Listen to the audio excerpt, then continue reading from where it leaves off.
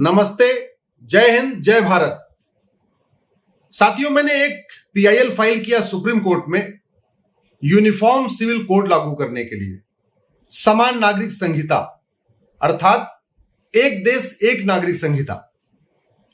Matter supreme court में pending है और सुप्रीम कोर्ट में आगे भी मैटर चलता रहेगा। लेकिन सुप्रीम कोर्ट मैंने जो दलीलें दिया है वो मैं आपके सामने रखना चाहता हूं। मैं आपको सबसे बड़ी अदालत मानता हूं। जनता की अदालत मेरे लिए सबसे बड़ी अदालत है। इसीलिए जो बातें मैंने सुप्रीम कोर्ट में कही हैं वो मैं आज आपके सामने रखने जा रहा हूं। साथियों, संविधान दो शब्दों से मिलकर बना है, संविधान। अगर आप संविधान का संधि विच्छेद करें तो सम धन विधान बराबर संविधान, यानी ऐसा विधान जो सब पर समान रूप से लागू हो उसको कहते हैं संविधान।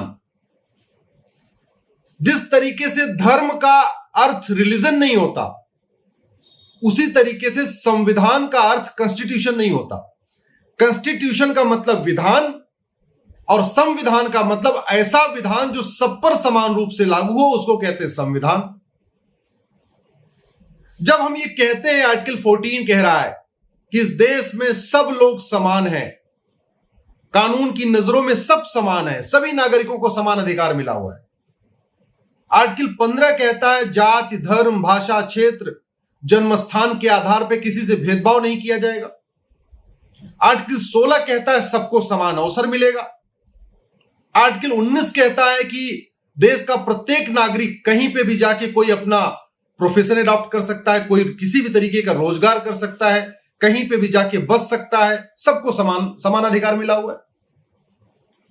और आर्टिकल 44 जो संविधान की आत्मा है, उसमें हमारे संविधान निर्माताओं ने कहा कि यह सरकार की ड्यूटी है कि वो एक नागरिक संहिता लागू करे जो सब पर समान रूप से लागू हो। लेकिन हो क्या रहा है? हमारे देश में संविधान नहीं, हमारे देश में तो बहुविधान चल रहा है। हिंदू के लिए अलग कानून, मुस्लिम के लिए अलग कानून, पारसी के लिए अलग कानून, ईसाई के लिए अलग कानून। आज की डेट में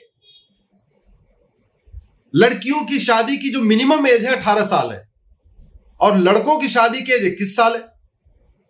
तो पहले तो यही आर्टिकल 14 का वायलेशन हो गया। लड़की की शादी की उम्र में भेदभाव क्यों? क्योंकि 15 तो कहता है जाति, धर्म, भाषा, क्षेत्र, जन्मस्थान और लिंग के आधार पर भेदभाव नहीं किया जाएगा। और मुस्लिम्स में तो मिनिमम एज का कोई कॉन्सेप्ट ही नहीं है। वो 9 साल में भी शादी कर सकते हैं, 10 साल में भी शादी कर सकते हैं, 11 साल में भी शादी कर सकते हैं। जबकि WHO कहता है कि 20 साल के पहले लड़का और लड़की शादी के लिए मेंटली मैच्योर नहीं होते, फिजिकली मैच्योर नहीं होते।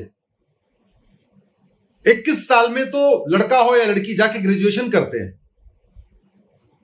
तो यानी हम 18 साल शादी की मिनिमम एज रख के हम ये कह रहे हैं कि नहीं तुम 12वीं के बाद शादी कर सकते हो।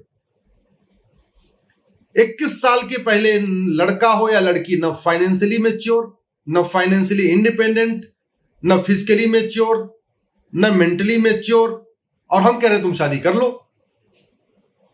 तो इसलिए मैंने इस चीज को चैलेंज किया है। जो मेरी एक पीआईएल है, हमने कहा है कि नहीं, शादी की उम्र समान होनी चाहिए, लड़के लड़की की समान होनी चाहिए, हिंदू, मुस्लिम, पारसी, ईसाई की समान होनी चाहिए। और यह मैटर सुप्रीम कोर्ट में पेंडिंग है। सरकार का जवाब अभी तक नहीं आया है। दूसरी मेरी एक पीआईएल है सुप्रीम कोर्ट में, जो ग्राउंड्स ऑफ डिवोर्स है, तलाक का जो नियम है, तलाक का जो आधार है, यह हिंदू के लिए अलग, मुस्लिम के लिए अलग, पारसी के लिए अलग, ईसाई के लिए अलग। इसको मैंने चैलेंज किया है। भाई, तलाक का नियम तो सबके लिए होना चाहिए, क्योंकि तलाक कैसे होगा, तलाक को कौन सा प्रोसीजर फॉलो करेंगे, तलाक के कौन कौन से ग्राउंड होंगे, ये सिविल राइट, ह्यूमन राइट का इश्यू है। धर्म का इससे कोई लेना देना नहीं। अब किसी एक समुदाय में तो ये कर दिया कि महिला बाज हो तो दूसरा निकाह कर सकते हैं। हिंदुओं में ऐसा है कि नहीं, बच्चा हो चाहे ना हो, दूसरी शादी कर ही नहीं सकते, 7 साल की सजा हो जाएगी। कहीं पे यह है कि 7 साल तक हस्बैंड बाहर है, नहीं पता चल रहा, दूसरी शादी कर सकते। कहीं पे कोई फार्मूला ही नहीं है। कहीं ये नियम बना दिया कि एक से ज्यादा शादी कर ही नहीं सकते, कहीं ये नियम बना दिया चाचा शादी कर सकते।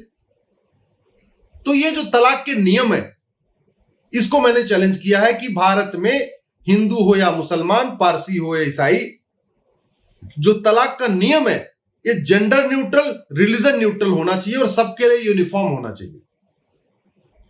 जब ये पीआईएल भी मेरी सुप्रीम कोर्ट ने एडमिट कर लिया, फिर मैंने तीसरी पीआईएल फाइल किया।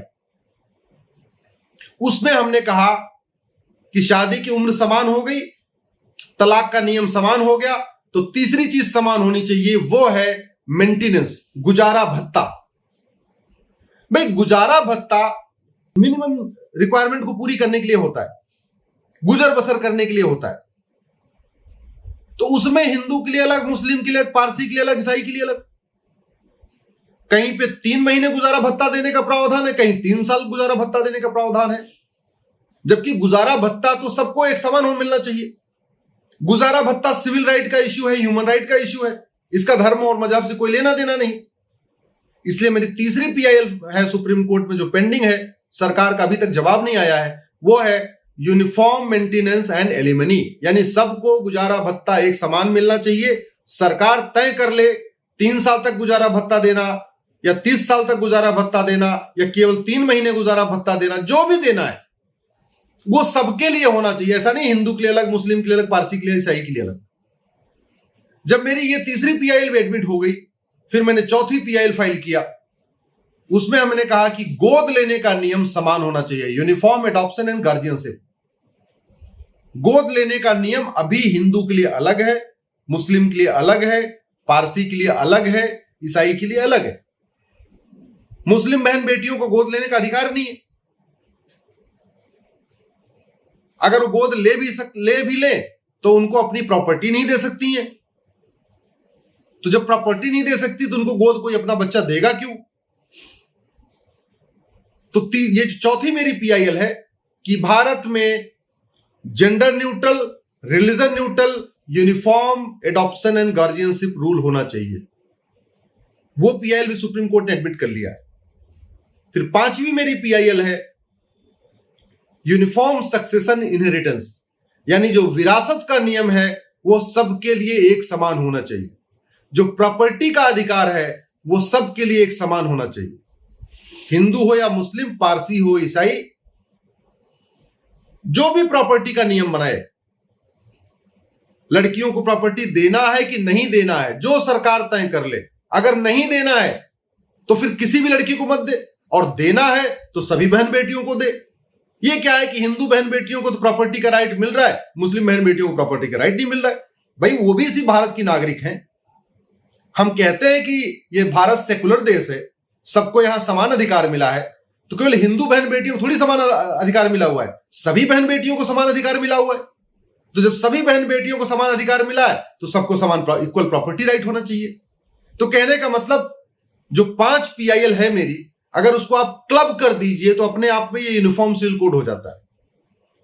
पहली PIL uniform age of marriage, दूसरी PIL uniform grounds of divorce, तीसरी पीआईएल यूनिफॉर्म मेंटेनेंस, चौथी पीआईएल यूनिफॉर्म एडॉप्शन गार्जियनशिप, पांचवी पीआईएल यूनिफॉर्म सक्सेशन इनहेरिटेंस। इन्हीं पांचों पीआईएल को क्लब कर दीजिए तो अपने आप में एक यूनिफॉर्म सिविल कोड हो जाता है।